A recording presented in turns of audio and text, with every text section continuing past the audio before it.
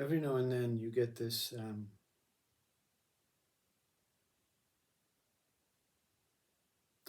I don't know how to call it, because to put a name on it, it kind of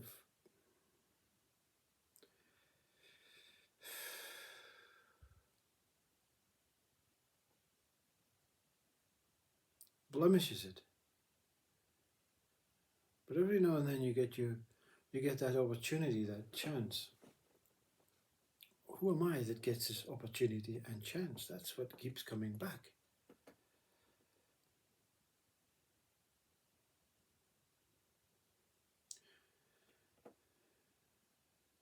It's an incredible moment. And this moment has no time, no boundaries, no scale, no value, no quality. But it is infinitely here.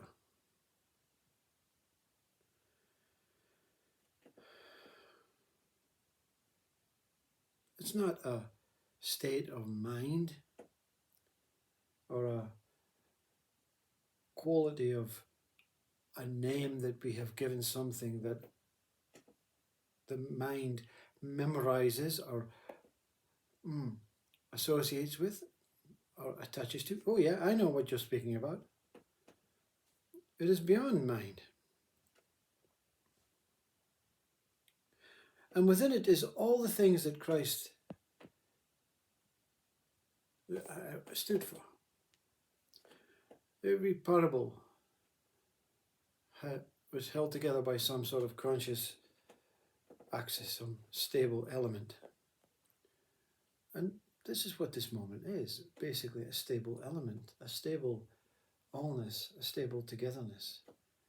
But the mind will never, ever, ever, ever comprehend or know what this is until the mind moves out of the way.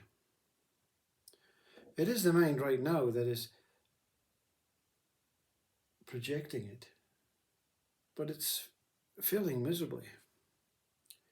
It's really failing miserably to explain what it is. And when you try and say it is beyond Christ, beyond Buddha, the mind that listens expects it to be greater. But there is no greatness or smallness. There's nothing outside of it or within it. It is like the most incredible peace that never comes out of itself, never changes the peace that it is within itself. And to describe it like using an experience, a bird flying, a wing flapping, a feather hitting the water, the tranquil lake, a pebble causing ripples, a scent of a newly born plant doesn't come close. The emotional system cannot experience this. And so the mind says, okay, it must be the sixth sense. Well, it doesn't matter if you call it the 29th sense. It doesn't come close. You can call it the billionth sense. It does not come close. Because it is inexplainable. It's unaccountable. It's intolerable because it's nothing there to tolerate it.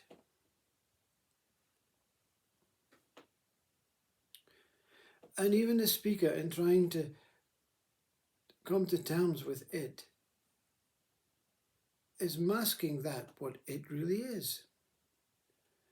It's a complete acceptance with no understanding, no logic, no communication, no projection, no value, no measurement, no attachment, no association, no belief, no hope, no connection to that what it is. That makes it even more purer. But it cannot be more pure because it is stable.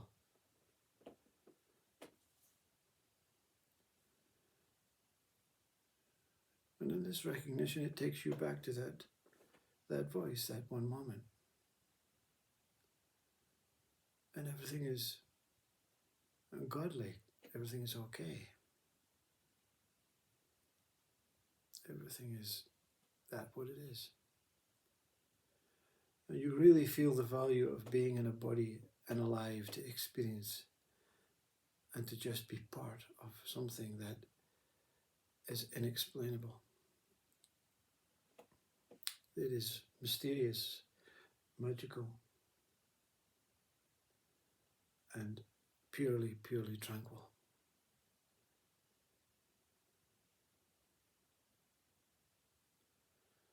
And even silence enshrouds it. Even silence masks it. Even that quietest moment does not come close to that what it is. It cannot be described as a world of non-duality, of consciousness, of spirit, of God, of Brahman, of absolute. Any world that is given to it, it quietly says, thank you. No, thank you.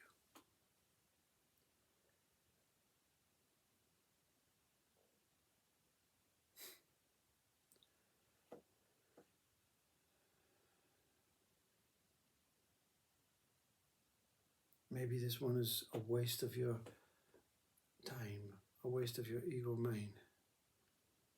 You have so many things to do, so many important things to do in your life, and you have to do that, these things. But something will call you to this moment, and you'll go on your knees. You'll go with no body, with no head, with no mind. You'll go with no identity, with no story. You'll drop everything. You'll drop even your family, the idea that they exist, that they are something more or less than this that is calling. There's nothing inferior. Your family cannot be inferior to this moment. The world cannot be inferior to this moment. The ego mind itself, the devil, cannot be inferior to this moment, because these are names and identities that mask the actuality, the absolute beingness of this, that it is a moment, a nanosecond that has no beginning and end.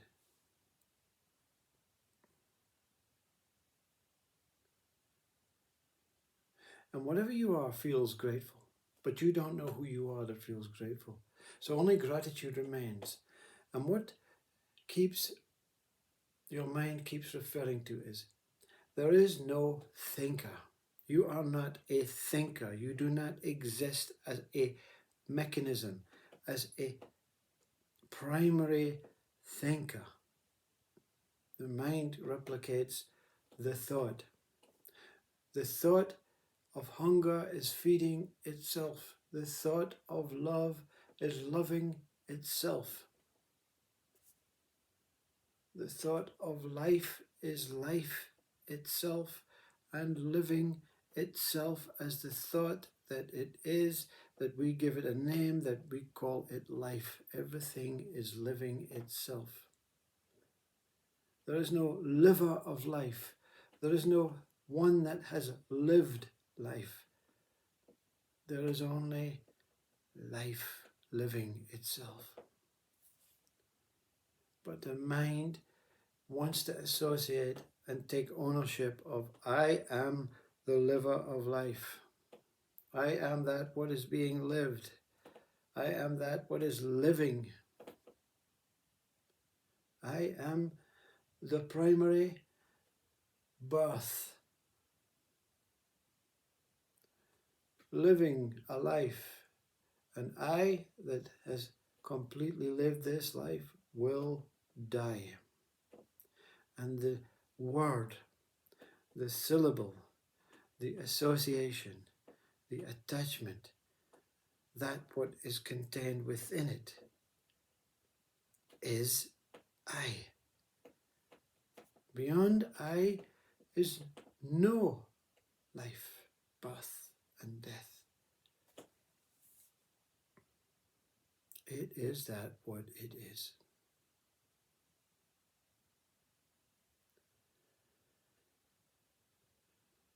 Nothing to do, nothing to say, nowhere to go, no questions, no answers, no division. Just one whole thing, one whole moment, one whole existence, one whole mirror, one whole reflection, one whole moment. God stands in front of the mirror. In one whole moment, one whole reflection, and everything goes on and on as God is.